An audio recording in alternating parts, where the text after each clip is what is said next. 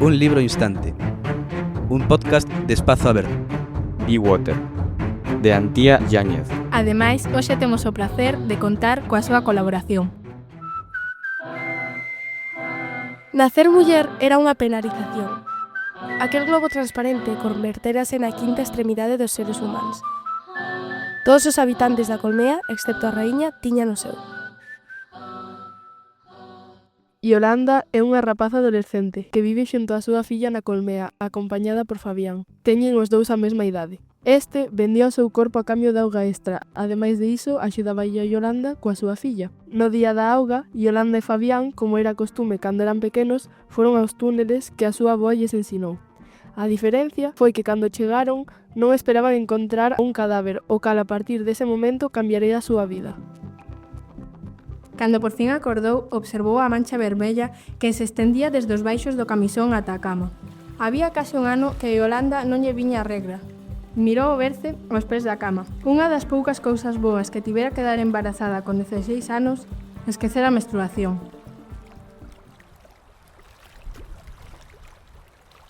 Aquiles, mandado pola raíña, foi recoller o corpo para esconder o mellor e atopouse con Yolanda, al cal recoñeceu polo seu cabelo vermello, e xunto co seu curmán e a súa filla.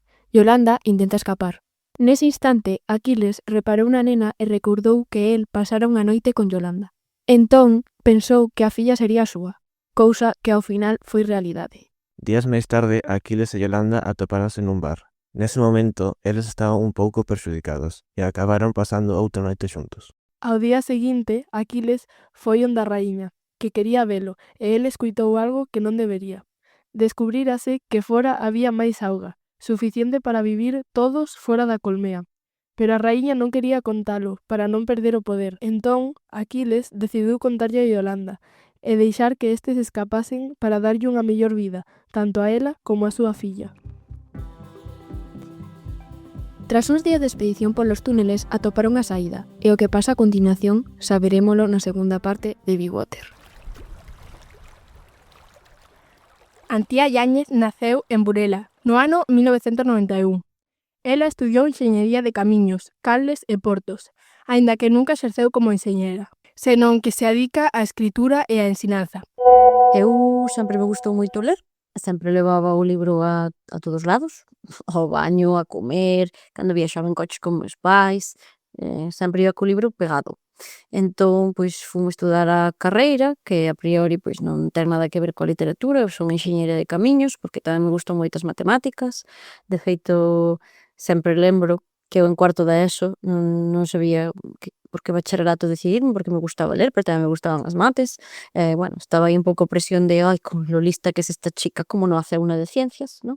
Entón, as miñas materias en cuarto da ESO eran, por unha banda, física e química e bioloxía e xeoloxía, e pola outra tiña latín, cultura clásica, se chamaba, e francés. O sea, que estaba máis perdida que Marco o día do pai.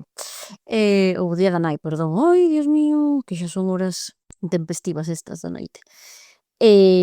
Entón, sí, sempre me gustou ler, pero de escribir, eu cando era nena participaba en certames así do cole e tal, pero non escribir non era unha pulsión tan grande no sentido de que tiña que facelo a man e non me gusta nada escribir a man. Entón, volvín retomar o de escribir cando estaba en Camiños, na enxeñería, porque tiña aí como un momento de vital de preguntarme, é isto o que quero dedicarme toda a vida? É dicir, que eu cando remate quero ser enxeñeira toda a vida, quero traballar nunha empresa de enxeñería, estar na oficina de 8 a 3 todos os días.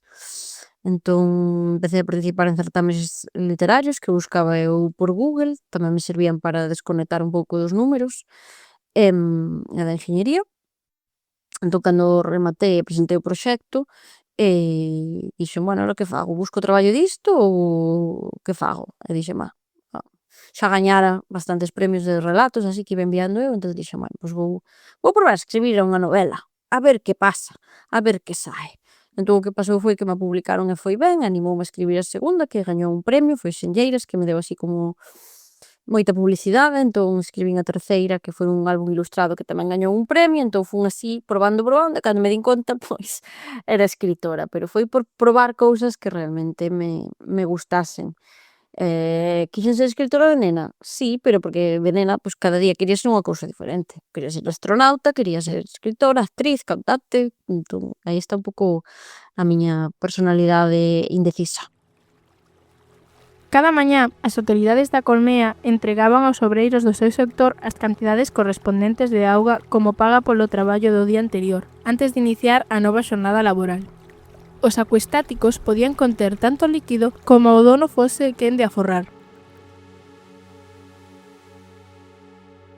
Unha distopía consiste nunha representación dunha sociedade futura que chegou ao límite do indesexable e que se caracteriza por problemáticas como a deshumanización da cidadanía ou desastres ambientais. Algúns exemplos son 1984, de George Orwell. Nesta novela descríbese un futuro escuro no que o partido controla a sociedade baixo a figura do Grande Irmán. O protagonista traballa no misterio da verdade. Alí prescríbese a historia para adoptala ao que di o partido. A vixilancia constante elimina calquera privacidade das vidas da xente. E ata pensar diferente convértese nun delito. Winston namórase de Xulia e rebélase, pero é capturado e sometido a torturas. Ao final decide aceptar e amar ao Grande Irmán, simbolizando a súa destrucción total. Os xogos da fame, de Susan Collins. Nos xogos da fame préstanse outra sociedade futura. Nesta, o poder está concentrado no Capitolio. Para manter a orde sobre os distritos, cada ano organiza un torneo no que as rapazas e rapaces deben loitar ata morrer. A protagonista, Katniss, aparece como un símbolo de resistencia ata o goberno. Esta obra critica a desigualdade, a manipulación e o uso da violencia contra os conflitos. Os futuros catastróficos das distopías poden deberse a alteracións que xa se están dando hoxe en día, como o cambio climático. Para crear o universo de Bewater, ao principio Bewater non era unha novela, era un relato. E entón era para enviar un certame de relato onde a temática tiña que xirar en torno á auga. E dixen, pois a auga, pa aquí non dá para unha historia moi longa, a auga en xeral, non? Así como relatos relacionados co tema, a auga. Digo, que fago, non? É como tamén un reto intelectual poder escribir algo sobre a auga. E coincidiu que por esa época atopei unha frase, ou escoitei ou lin unha frase que me fixo tamén reflexionar moito, que era que as guerras do futuro non serían polo petróleo, que ían ser pola auga, porque xa empezaba a haber naquela época xa que se o trasvase do Ebro, que se había sitios onde non chovía prácticamente, entón en verán había cortes de auga, que xa empezaba a haber migracións polo cambio climático, xa levaba habendo moito tempo, pero empezaba a falarse, non? Ou empezaba a falarse nos países onde vivimos nós, que temos moita sorte de vivir aquí, non? E entón, pois, entre a auga e esa frase, dixen, pois que pasaría nun mundo onde se rematase a auga potable? E o primeiro que pensei foi, Galicia, potencia mundial, porque se é moi pouca, en Galicia desde logo ten que haber, ten que quedar algo. Se a auga se vai perdendo, Galicia vai ser o último lugar do mundo onde vai quedar auga potable. E foi aí construín, dixen, pois, que teria que pasar para que se rexenerase a auga potable? Pois, como mínimo, non contaminar. Quen contaminamos? Os humanos. Me cargo a todos os humanos. No. Se non hai humanidade, pois non había historia. Entón digo, pois teño que metelos nalgún lado para que deixen que o exterior se rexenere, pois enterros. Onde se enterra? Pois unhas estruturas elípticas.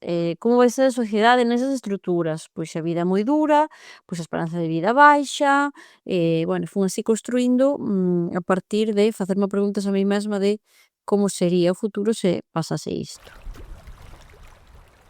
O cambio climático é causado polos seres humanos, sobre todo por países ricos e por grandes empresas. Isto provoca cambios no clima que afectan os niveis de auga e provocan grandes sequías, entre outras cousas. En moitos lugares, a xente vese obrigada a marchar para poder vivir en mellores condicións ou sobrevivir. As migracións por causa do clima ocorren en todo o mundo. Moita xente pensa que estas migracións son voluntarias, pero na realidade non o son, porque a sequía, os ciclóns ou a subida do nivel do mar obrigan as persoas a marchar. Hai moitos exemplos reais de migracións por sequías. No corredor seco de Centroamérica, en Guatemala, Honduras e El Salvador, moitas familias tiveron que deixar as súas terras por non ter colleitas. No Sahel africano, en países como Níxer, Malí ou Chad, as sequías e a perda de gando obrigaron a moita xente a desplazarse. E en Somalia, entre 2021 e 2023, a peor seca en décadas fixo que millóns de persoas se mudasen en busca de auga e alimentos. Estes casos amosan que as migracións climáticas afectan a moita xente en distintas partes do mundo. Na novela Be Water de Antía Yáñez temos un claro exemplo dunha distopía na que a auga escasea e a xente debe vivir baixo terra nas colmeas, xa que o mundo exterior está completamente destruído e contaminado. O pouco líquido vital que queda repártese inxustamente segundo o nivel da chamada colmea. A clase obreira, facendo referencias a vellas, non pode permitir ducharse todos os días, mentras a raíña dase baños de lavanda diariamente na súa bañeira. Este tipo de libros fan que nos decatemos do que pode vir se non actuamos a tempo e coidamos máis o noso planeta. Para esta obra, nos paralelismos da sociedade da Colmea, inspireime moito na sociedade medieval, nos estamentos da sociedade medieval, que era moi difícil, non? Se nacías pobre, iba a rematar pobre, e se nacías nos nobres, o mellor te pasabas ao clero, pero non ibas a terminar pobre, seguías sendo nobre, ainda que non tuveses un patacón. A esperanza de vida na Idade Media era moitísimo inferior, pois, a mitade da que temos agora, ou a esperanza de vida está nos 80 e algo, e a esperanza de vida na Idade Media debían ser os 40 e algo, non? Entón, era como un retroceso, que además pensando o que está pasando un pouco agora, non? Pois cada vez os ricos son máis ricos, os pobres somos máis pobres porque son pobres. Un pouco a ilusión que tivemos despois da Segunda Guerra Mundial de que podía existir a clase media, que éramos todos clase media, pois últimamente pois parece que non, porque somos clase media pero non podemos comprarnos unha casa, pois xa me dirás. Non podemos, a luz está carísima, vas ao super, está todo carísimo, entón estamos como retrocedendo.